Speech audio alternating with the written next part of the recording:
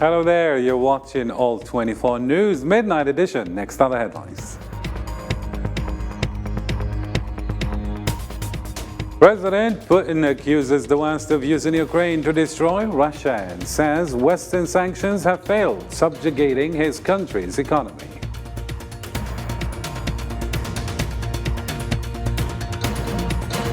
Also coming up, Croatia rings in the new year as a fully integrated EU member, switching to the common European currency, the euro.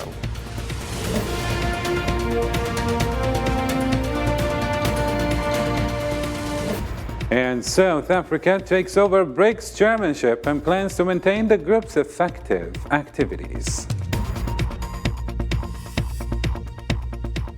Hello again and welcome to the program. Those were today's headlines. First in our news, the resolution which was approved by the UN General Assembly asked the International Court of Justice to offer an advisory opinion on the Zionist occupation and the legal repercussions of violating the rights of the Palestinian people.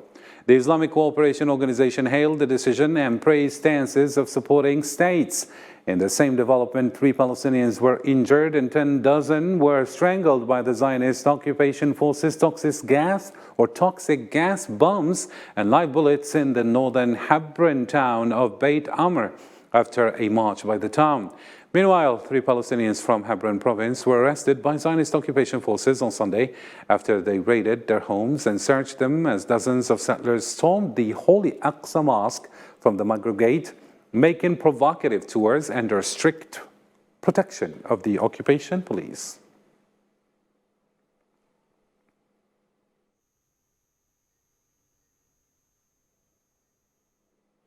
"2022 marked the end of one era and the beginning of another. Major war returned to Europe with the attendant threats of nuclear strikes, and the door closed firmly shut on the US policy of strategic engagement with China. Yet the past 12 months did bring some good news. Most notably, the COVID-19 pandemic eased in many countries. Here are the most marking key events of 2022.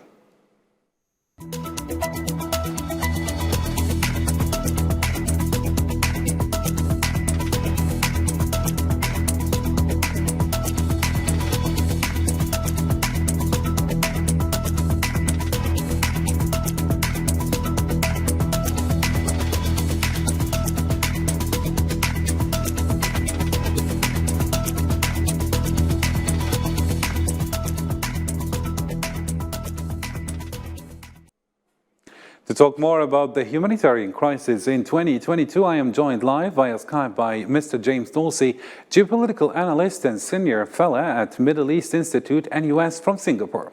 First of all, thank you for being with us, Mr. James. Can we say that 2022 reached the pinnacle of human rights violation? And is there a possibility for the return of life, liberty, and freedom rights for those who suffered?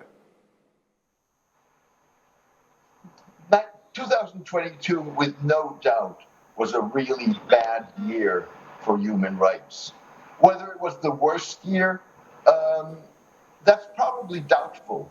I mean, think of the genocide in the 1990s in Rwanda. Think of other armed conflicts where you've had massive abuse of human rights. Think of Xinjiang in China. But that doesn't distract from that 2022 was a really bad year. Mm-hmm. I think one of the things that we're seeing is, and it's been a bit of a seesaw. So if you go back to, for example, the beginning of the pandemic, mm-hmm. there was a notion that autocracy may be performing better in crisis than democracies have. Mm-hmm. The United States and Europe struggled with the pandemic. I think today, with the failure of the zero tolerance COVID-19 policy in China, and the fact that neither the Chinese nor the Russians have produced a vaccine that was able to prove itself and last and be a standard for addressing the public health crisis, mm-hmm. That there is probably a greater degree of confidence in democracy. But this is going to be, in many ways, that is one of the fundamental struggles that we're going to see in 2023, that competition between forms, between political systems. Interesting. Yes, thank you, Mr. James. Let me just include Mrs. Yvonne Ridley, political analyst and former Royal Palace correspondent from the UK. Thank you, ma'am, for accepting to be with us. You're welcome, and Happy New Year. Happy New Year for you too. Let me just delve directly into the first question. Women in Afghanistan are suffering from the Taliban rule. We see they decided on a ban of women education at first and then on employment.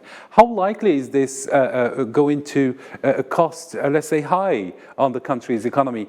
And how important is female participation in a full recovery of the Afghan economy? Well, I'll tell you quite simply how important women are. We are half the world, and we gave birth to the other half. Well, there you go. So, you know, we are very important, and I am very saddened and frustrated to see that the Taliban regime has airbrushed women, or is attempting to airbrush women out of the picture. I don't think it's going to be a permanent state of affairs, and I would encourage all the women in Afghanistan to continue protesting, but to do it in a peaceful way. Peaceful protests and resistance is a very powerful weapon. And is there any party to blame here, Mrs. Yvonne? Who would I blame? It's very difficult to point the finger because the man behind it doesn't have the guts to stand up and say, it's down to me.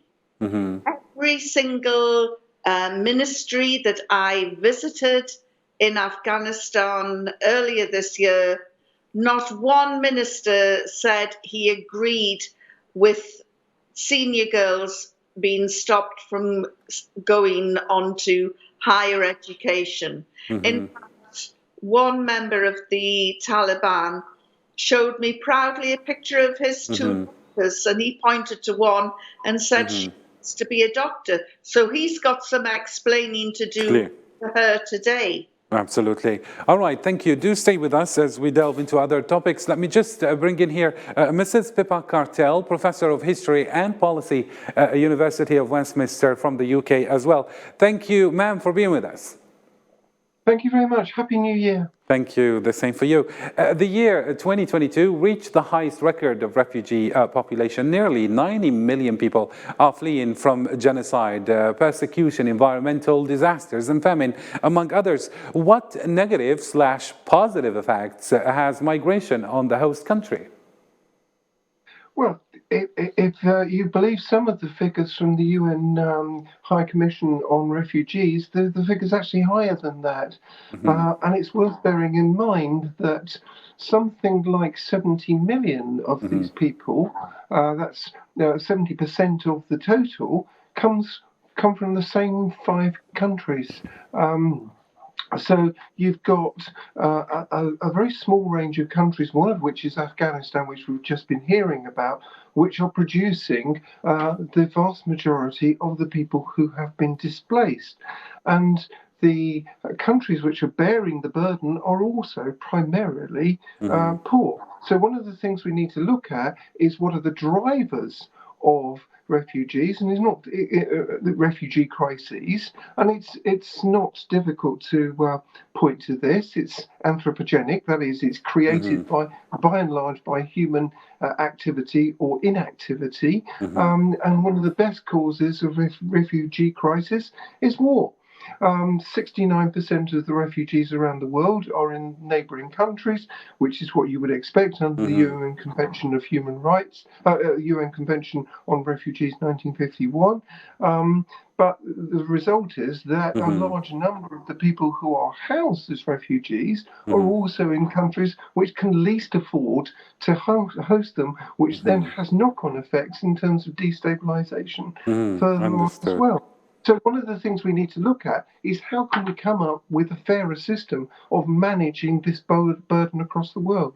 All right, clear. Do stay with us as we'll come back to you after this report signed by our own Mohammed Khatil, in which he highlights the space of 12 months, the UK having had 3 prime ministers and 2 monarchs. Let's follow.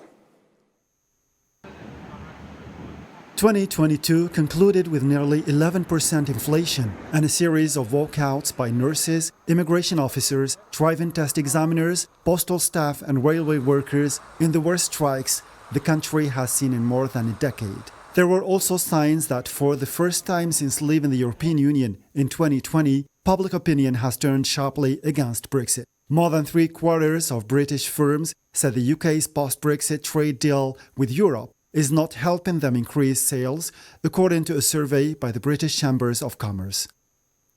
Much of this year's dramatic change emanated from the royal family. Queen Elizabeth II died in September, followed by 10 days of mourning as the country said goodbye to the only monarch most Britons had ever known. People lined up for miles along the River Thames for the chance to see the Queen's casket, which lay in state in the Houses of Parliament. After the death of the Queen, the throne passed immediately and without ceremony to the heir, Charles, the former Prince of Wales. Charles was officially proclaimed king on the Saturday following the Queen's death. This event took place at St. James' Palace in London, in front of a ceremonial body known as the Accession Council. In another vein, Boris Johnson was forced to announce his resignation as Prime Minister last summer after he was caught lying about government staff holding parties when they were banned under the government's own COVID-19 rules. Members of the Conservative Party chose Foreign Secretary Liz Truss to succeed Johnson in September. One of Truss's first acts was to try to close a massive budget gap with unfunded tax cuts, reminiscent of Reagan-era trickle-down economics in the United States. The financial markets rebelled and the pound tanked. Truss was forced to resign after about 6 weeks, becoming the shortest-serving prime minister in British history. She was famously outlasted by a wilting head of lettuce. Conservative lawmakers then rallied around Rishi Sunak, a former Chancellor of the Exchequer, who became Prime Minister in October. He has calmed the markets and called. Let's get back to you, Mrs. Yvonne. Can you share with us which event you think is the most important one in the UK during the year 2022? Well, I think it was the death of Queen Elizabeth II. It was the end of the Elizabethan era. And at the moment, Britain is a very troubled country. It's not working. The trains are not running. The transport is not running. The hospitals are grinding to a halt. There is a very, very grim picture unfolding under the new king. And this is a very troubling time for the British, who are beginning to probably ask themselves, who are we in global politics? Do you expect the year 2023 perhaps to be better, or are we going to see grim prospects and with many receding numbers when it comes to the economy? Well, it depends who you are. Will it be better for Rishi Sunak? I'm not so sure. He is the richest man in the British Parliament, probably one of the richest men in Britain today, married to somebody who was wealthier than Queen Elizabeth. And while he certainly won't feel the squeeze of this recession and soaring inflation and stagnation and rising unemployment, he might not be in Downing Street too long. We might again be seeing someone else step through the door. So very troubled times for Britain. And I'm in Scotland, where the call for independence is continuing to grow. But parallel to that is the support for a republic and an end to the monarchy. People thought that Queen Elizabeth II should have been Queen Elizabeth the last. Quite interesting. Thank you for all these analyses. What about you, Mrs. Peppa? Do you think that the UK is sitting pretty for the year 2023, or perhaps we're expecting grim prospects in the future? Is it bracing for other instability at the government level? What's the sensation like, I mean, amongst people there? Well, the UK is currently the worst performing developed economy, I think, apart from Russia. And Russia's brought on its own problems to an even greater extent than the UK. But the UK certainly, the current British government has certainly done enough to try and damage the economy by cutting off trade with its neighbours, by continuing to make the situation worse. So one of the pieces of legislation which has recently been introduced into Parliament is the so-called European Union Retained Law Bill. This is not something that the government need to rush, but it's something that they seem to think they want to get through before the end of this Parliament, probably because they, if the polls continue in the way they are, they're going to be out come the next election. So they're trying to, quote, finish Brexit before they get slung out. But the consequence of this legislation will be, as has been widely pointed out, more legal uncertainty for business, more red tape, lower food standards, changes to detrimental changes to environmental rights, all of which goes against the manifesto that the Tories stood on in 2019, indeed diametrically opposed to that, and all of which will likely make the recession, which we're already in the UK, worse than it would be otherwise. So in other words, we have a government who are not in a hole, but are determined to keep digging. Thank you so much, Mrs. Pippa. You were live with us from the UK, and thank you, Mrs. Ivan, as well, for all those thorough analysis. To other topical news now. Air raid sirens rang across Kiev only half an hour into the start of the new year, followed by the explosion sounds. Russia's defense ministry spokesperson Igor Konashnikov said on Sunday that Russian forces destroyed Ukrainian facilities involved in the manufacturing of drones on the last day of 2022.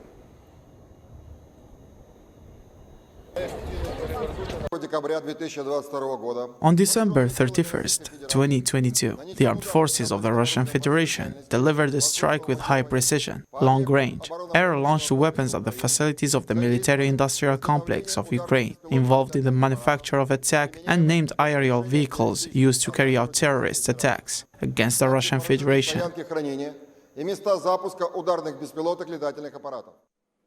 Russian President Vladimir Putin denounced the West in his New Year's address to the nation, accusing Western countries of trying to use Ukraine and its people to undermine Russia. Let's take a listen. For years, the Western elites hypocritically assured all of us of their peaceful intentions, including the resolution of the most difficult conflict in the Donbass. In fact, they encouraged neo-Nazis in every possible way, who continue to conduct military, openly terrorist actions against civilians of the People's Republics of Donbass.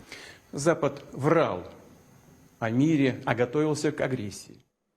And with the beginning of the year 2023, Croatia experienced two momentous shifts, realizing its long-held goals of close integration with Europe by joining the Schengen area and the euro common currency. Islam Sid reports. Croatia joined the EU's borderless travel area and the Eurozone in a historic day which coincides with the New Year celebrations. Beginning in 2023, Croatia also becomes the 20th country in the EU's monetary union, which uses the euro. January 1st, 2023 is the day when Croatia achieved its strategic national and political goals of integrating into the Schengen area and the Eurozone. We're the first country ever to achieve both goals on the same day. Today, Croatia joins the Schengen area and the Eurozone, two immense achievements for the youngest member state of the European Union, and both reached on the very same day. Croatia entered the EU in 2013. It joined the Schengen area as the 27th nation. It will gain benefits from closer financial linkages with the 19 other countries that use the common currency. The introduction of the euro makes living in Europe easier, as we will not have to change the currency from one to another. This move is likely to help its economy, which is believed to rely on tourism for about 20% of its GDP. Chinese President Xi Jinping said the Chinese economy remains the world's second largest, with GDP exceeding 120 trillion yuan despite unprecedented difficulties and challenges, suggesting the economy grew at least 4.4% in 2022. Xi made the remarks while delivering an address to extend his best wishes to all the 1.4 billion Chinese people on the New Year's Eve. 预计超过120万亿元。 The Chinese economy has remained the second largest in the world and has enjoyed sound development. GDP for the whole year is expected to exceed 120 trillion RMB yuan. Despite a global food crisis, we have secured a bumper harvest for the 19th year in a row, putting us in a stronger position to ensure food supply for the Chinese people. We have consolidated our gains in poverty elimination and advanced rural revitalization across the board. We have introduced tax and fee cuts and other measures to ease the burden on businesses and made active efforts to solve the most pressing difficulties of high concern to the people. To other developments, South Africa took over the chairmanship of the BRICS group from China on Sunday.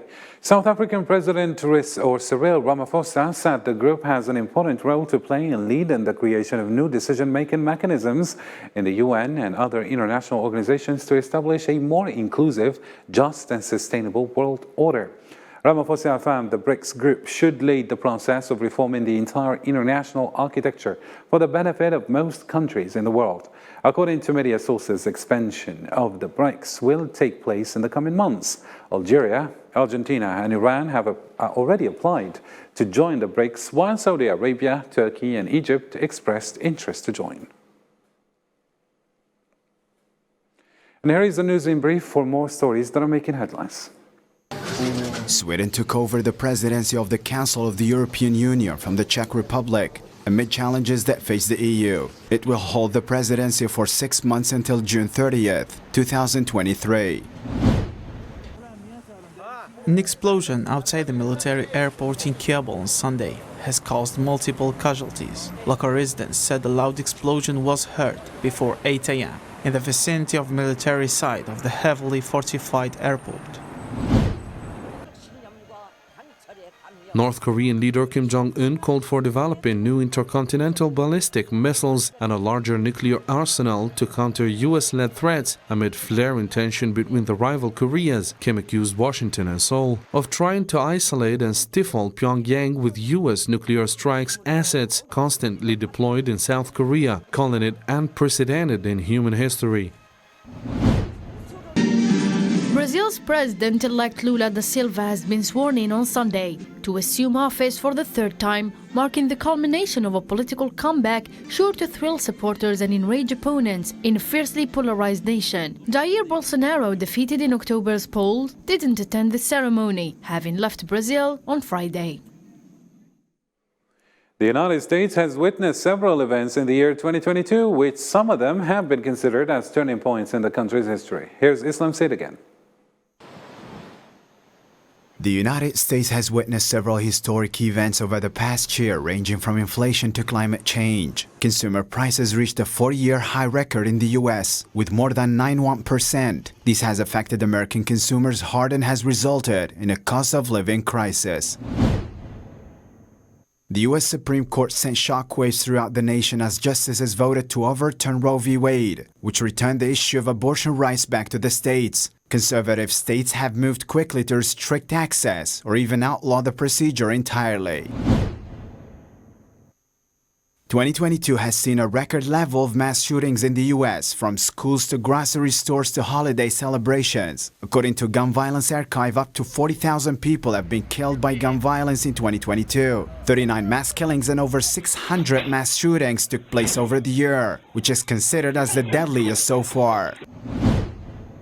FBI agents raided Trump's Mar-a-Lago estate and recovered sets of classified documents, including some marked as top secret taken by Trump from the White House to his Mar-a-Lago home when he left office. Mr. Trump! Another political woe chased down Donald Trump as the House committee launched investigation for January 6, 2021 riots at the U.S. Capitol. After a series of televised hearings, the panel referred Trump to Justice Department to face criminal charges, including insurrection, conspiracy to make a false statement, conspiracy to defraud the United States, and obstruction of an official proceeding. The referral marks the first time in U.S. history that Congress has taken such action against a former president. 2022 midterm elections marked an expected performance by Democrats over Republicans in the House race and retained the Senate by flipping a seat in Pennsylvania. They hold the advantage by 50 seats against 49 seats for Republicans in the Senate chamber. The United States also dealt with historic hurricane season. 2022 season saw 3 hurricane landfalls along the coast of the U.S. mainland, which killed at least 139 people in Florida, and a total damage estimated by $210 billion. 2 major winter fires erupted in Colorado and California, along with dozens of smaller fires. More than 6 million acres of land has burned in the U.S. in 2022, which is the most area covered by wildfire since 2018. Another major storm brought blizzard conditions to several states across the country, which has killed at least 70 people. The storm knocked out power to more than 1 million customers and prevented holiday travel. And speaking of the climate, the year 2022 was a tough year around the world in terms of climate disaster too. Sofian Katuri reports.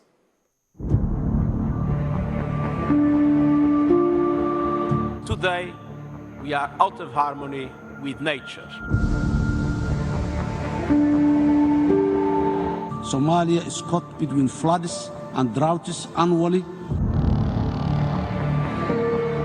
A massive number of people just die in one day. Countries worldwide struggle to deal with extreme heat, wildfires, floods, hurricanes, and blizzards. Natural disasters negatively affected many nations this year, causing thousands of deaths and financial losses. The 2022 summer broke all records, forcing the shocking heat waves across European countries, while the UK alone recorded its hottest ever temperature in July. Countries including Italy, Spain, and France faced extreme fire risk. As a result, wildfire burned more than 600,000 hectares in the EU countries. Drought led more than 200 deaths in East Africa, surpassing the horrific drought of 2010, 2016, and 2017. Floods killed hundreds in Afghanistan, India, Brazil, Nigeria, South Africa, and thousands in Pakistan, while tropical storms killed hundreds in the Philippines. Considered as the deadliest hurricane to ever hit Florida since 1935, Hurricane Ian and Fiona caused massive devastation in the United States. It affected millions of people and further led to damages worth $67 billion. Blizzards were the last environmental disasters to hit the North American continent, as well as Japan, and killing dozens of people.